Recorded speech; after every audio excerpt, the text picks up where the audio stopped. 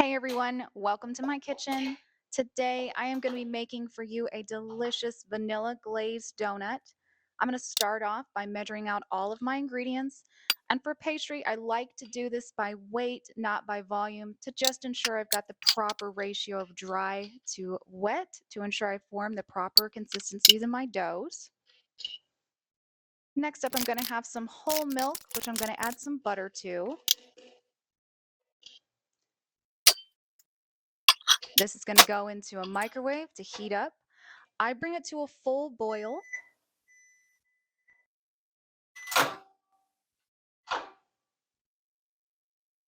Yep, you can see that it's bubbling.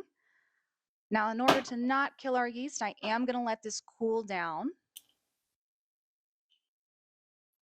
Once that mixture is properly cooled down, I'm going to add 2 teaspoons of dry active yeast, 1 tablespoon of sugar. Give it a mix, and now let the fun begin. I sped up this video a little bit, but you'll actually be able to see the yeast activating.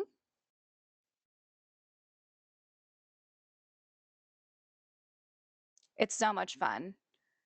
I'll actually stand and watch this whole process for about the 5 minutes it takes. Now 1 egg, a little bit of vanilla extract. Give it a stir. Now you can add your wet ingredients with your dry into a stand-up mixer fitted with a dough hook. And I'm going to add 1 teaspoon of kosher salt. Time to mix.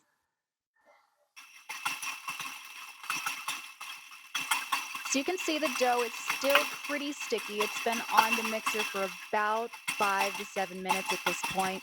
It takes a long time for gluten to form. And you really want to make sure for this recipe you get your dough to the point where it pulls away from the bowl.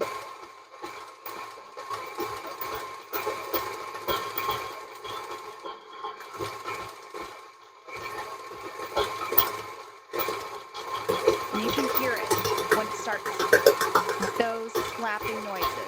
Absolutely perfect. When you hear those slapping noises, you know that that dough is the proper consistency. So once it's all done, give it a cover, and it's time to proof. Now I get a little bit antsy, so I'm going to make a cup of coffee, taking my time, checking the dough, a little longer. I guess a better way to spend my time is going to be to make this delicious vanilla glaze. And don't worry, I will have all the ingredients and their quantities listed below.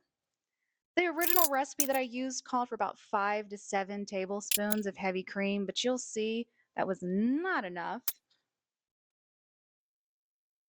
Oh no, too thick. I added probably another half cup of heavy cream to this to get it to the right consistency. Oh yeah, perfect, ribbony, beautiful, delicious. Now you can just cover that up and set it aside. So after about an hour to an hour and a half, voila, a beautiful dough that's going to be springy to the touch. Yes, perfect. So now we're going to start rolling that out. You're going to need a little flour on the bench.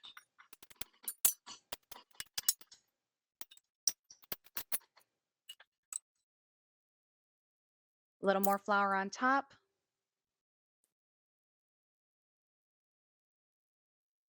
Oh, yeah. Take your rings off. I did mine a little bit too late.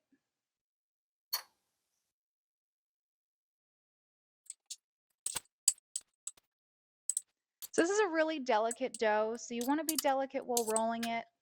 You want to keep moving it around, making sure that it's not sticking to the bench. But you also don't want to put too much pressure on it. And you're going to roll it out to about 1/4 of an inch.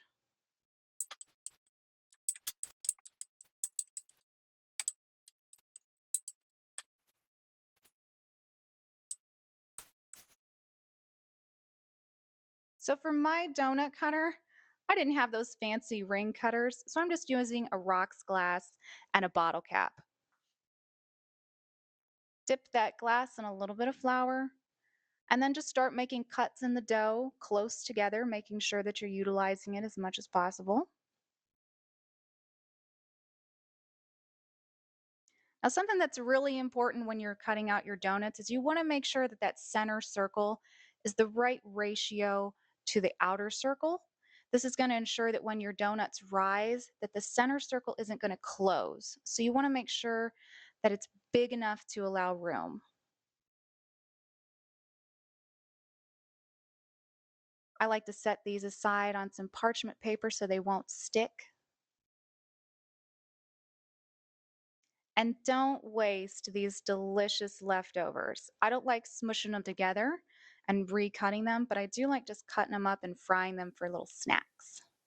When you're ready to fry, heat your oil to about 350 degrees Fahrenheit. Be very delicate when you lift up your donuts and are going to fry them. They've been rising for about a half an hour and they're very delicate at this point, so don't smush them. Frying them is super fast, only about 30 to 45 seconds on each side. And even when you flip them, again, be really delicate. You don't want to smush them.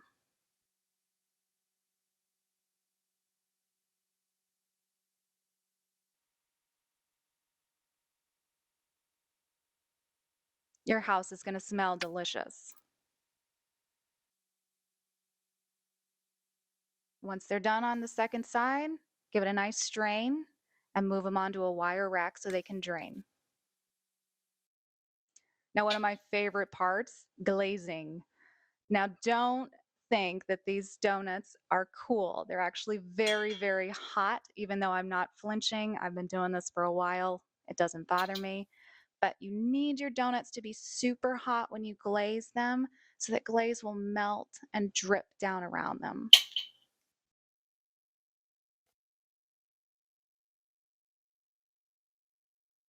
Beautiful. Time to taste.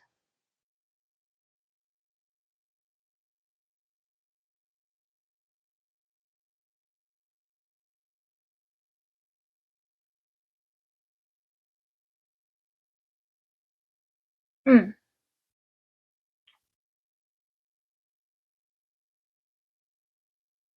Eat your heart out, Krispy Kreme.